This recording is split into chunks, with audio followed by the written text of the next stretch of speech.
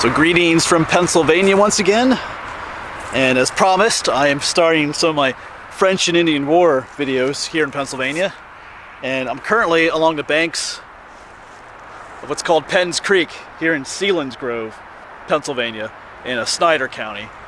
I'll go ahead and show you a screenshot on Google Maps exactly where I am at this moment. There are some plaques over here, some stone monuments, which we'll look at in a moment, to mark the location of what's called the Penn's Creek Massacre. So I'll go ahead and show you where I am at first here.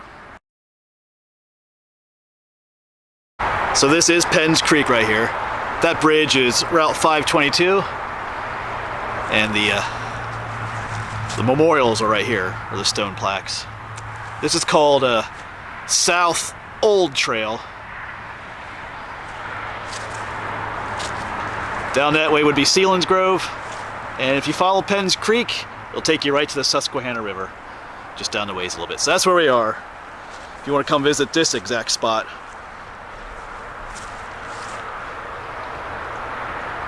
So in a moment we'll go take a look at those stone plaques, see what they say. They kind of say basically what I'm going to tell you right now. But this is known as the Penn's Creek Massacre.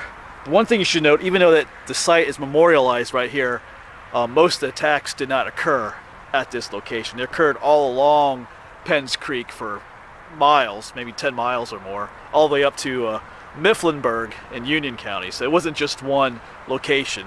There's a number of settlers along the creek here that were attacked during that time. It wasn't all at one location like this spot right here. And we'll go visit the one location where the massacre started. The John Jacob Leroy farm, or if you say his Swiss name would be, Jean-Jacques Leroy, I guess. Maybe I should have tried saying that. But anyway, so and the reason I'm doing this video first in my series is I'm focusing a lot on the forts that were built here in Pennsylvania during that time period, and the building of those forts was largely due to this attack here along Penn's Creek. This was the first attack by the Native Americans on the British settlers, and this is what precipitated the building of those frontier forts to protect the settlers in these areas. So just a quick take a look at them. Whoops. There's one here that doesn't really deal with Penn's Creek Massacre. It deals with a plaque that used to be somewhere else but got stolen, I guess. It talks about the Alban repurchase. We might talk about that later. But here's the two that refer to Penn's Creek. Talk about the Penn's Creek Massacre. Occurred along this stream, October 16th, 1755. Settlers were attacked by the Indians. About 26 killed, wounded, or carried into captivity. This was the first Indian outbreak within the province of Pennsylvania, following the defeat of General Braddock during the French and Indian War. And that defeat occurred out in western Pennsylvania. And they have another thing here about the John Harris expedition, in October 25th. John Harris, founder of Harrisburg, and a party of 40 men who came up the river to investigate the massacre. And they were ambushed by a party of Indians near the mouth of this creek. We'll talk a little bit about that too. So just another view of Penn's Creek.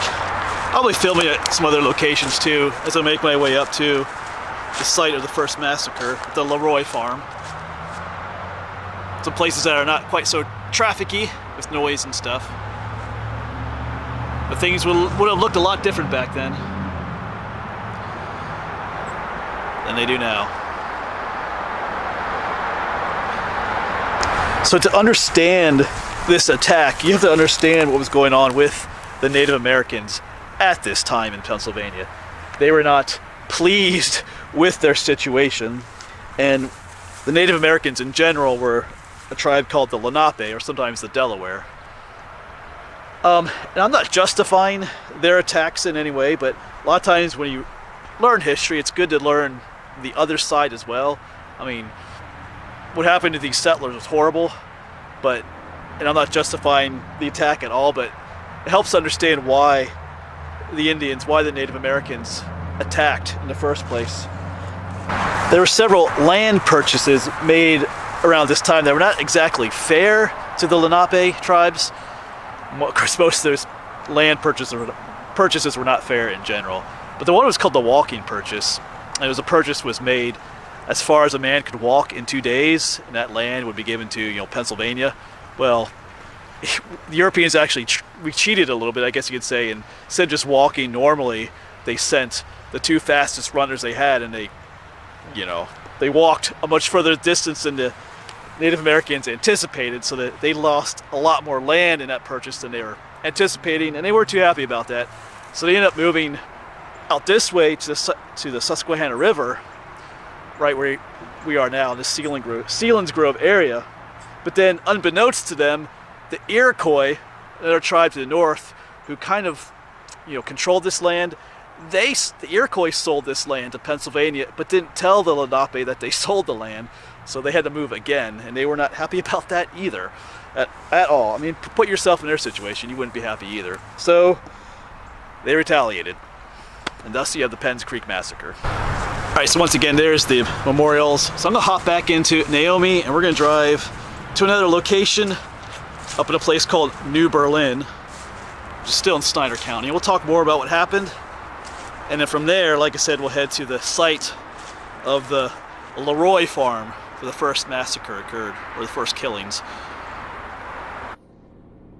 All right, so like I said, we're gonna make our way up to New Berlin. This is Route 522 in Selinsgrove. And we're gonna look for Route 204 and head up that way. Because remember, like I said, these attacks occurred all along Penn's Creek. They didn't just occur at one location. I think there were like that sign said 26 people altogether. I think 14 were killed. Here's 204. And 11 were taken captive. I'll have to double check those numbers.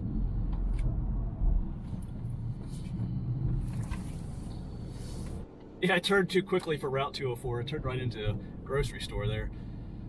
Yeah, so like I said, I think 14 people were killed and 11 people taken captive, and like several were wounded as well and survived.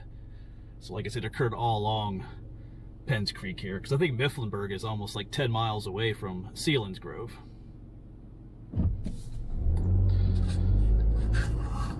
Yeah, 204 turns up here.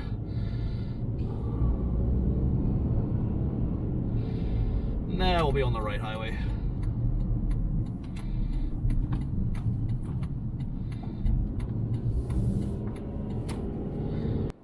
You can see a sign, New Berlin is 9 miles away. Of course, that's not necessarily a straight line, that's by the roads.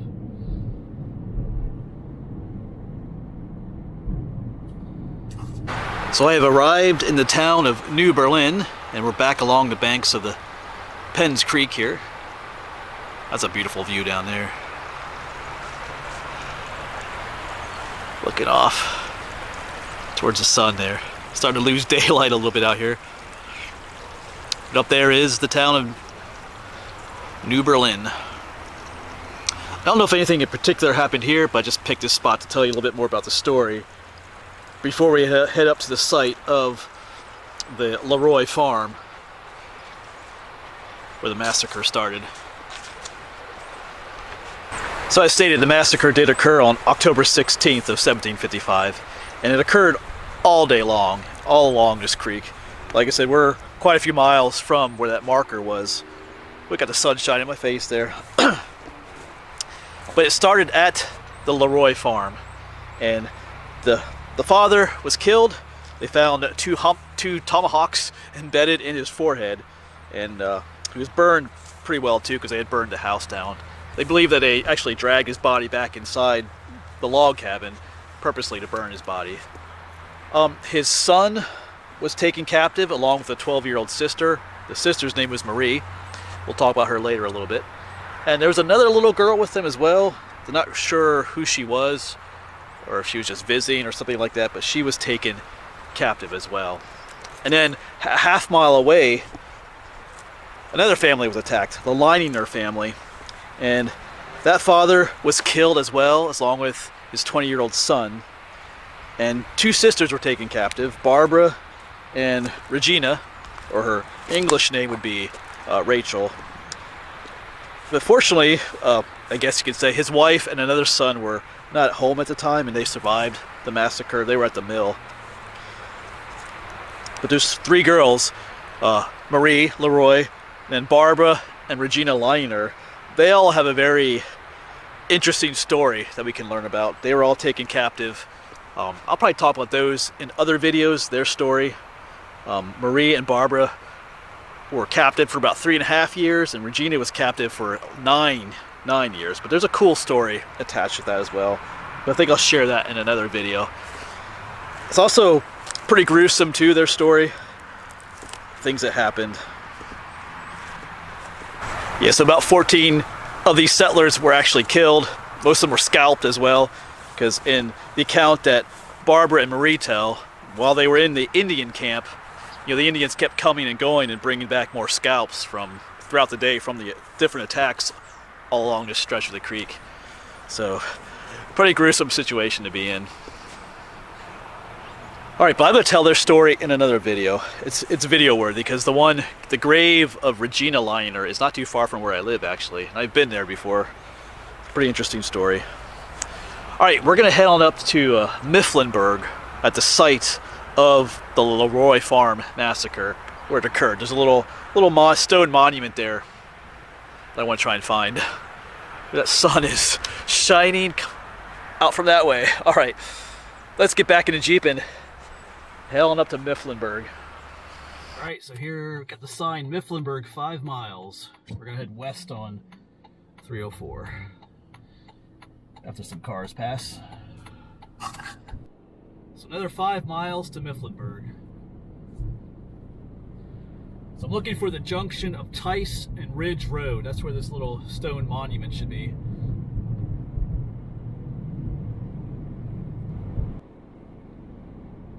So we don't have quite that much further to go, because I'm not actually going into Mifflinburg itself. We're going to be in the outskirts of it. So I'm looking for Tower Road or Tice Road.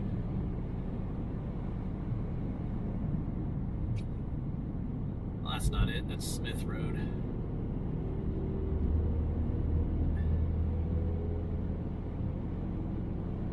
Turning into a beautiful day, though.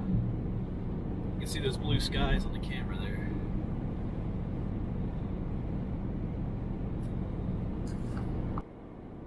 And I know a number of viewers have mentioned that along this stretch of highway, Route 304, that there is a soldier that was killed during the French and Indian War that is buried along here somewhere.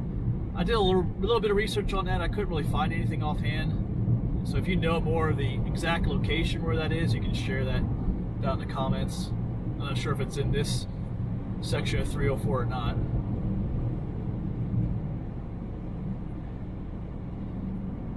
Oh yeah, here you go, Village of Dice. So the road we're looking for should be just right here. Yeah. So it's Tower Road. Then we're gonna quick turn this way though. This is Dice Road. So where this meets up with Ridge Road, you can find our little stone monument for the Leroy Massacre.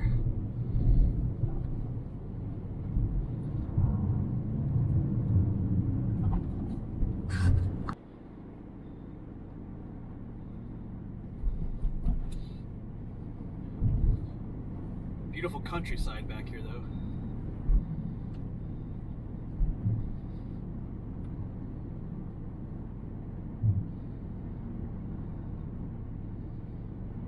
Okay, I see Ridge Road up ahead. Not sure how parking is going to go, but we'll see what we can do. I don't know if this is the farm where the massacre occurred back in the day, or if that farm even exists today. That was some time ago.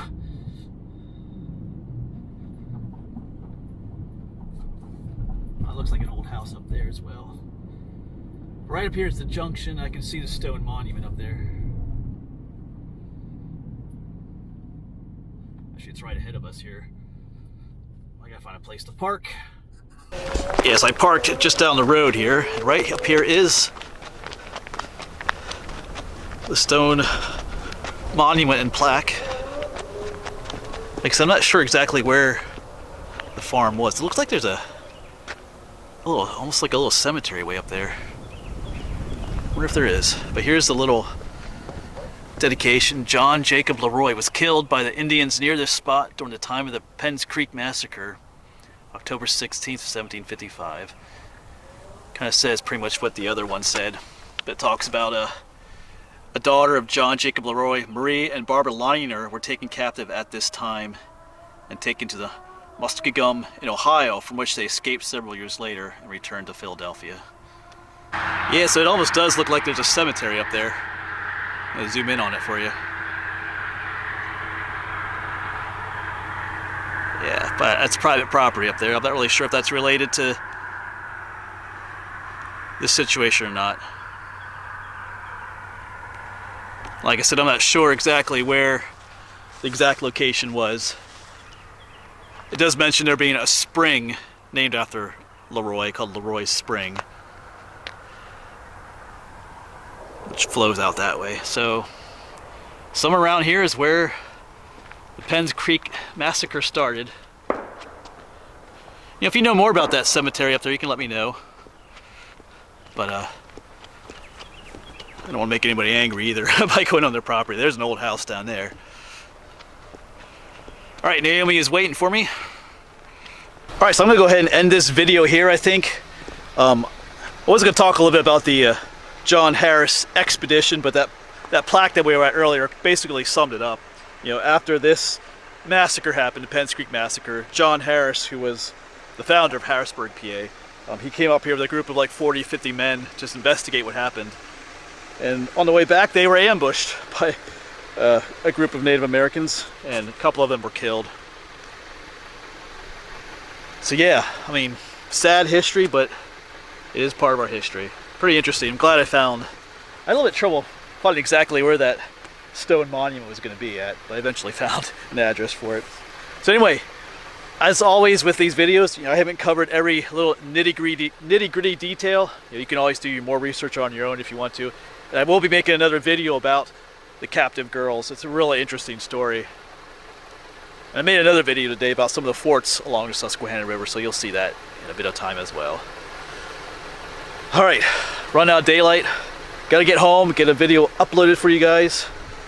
As always, thanks for coming along, and I'll see you around.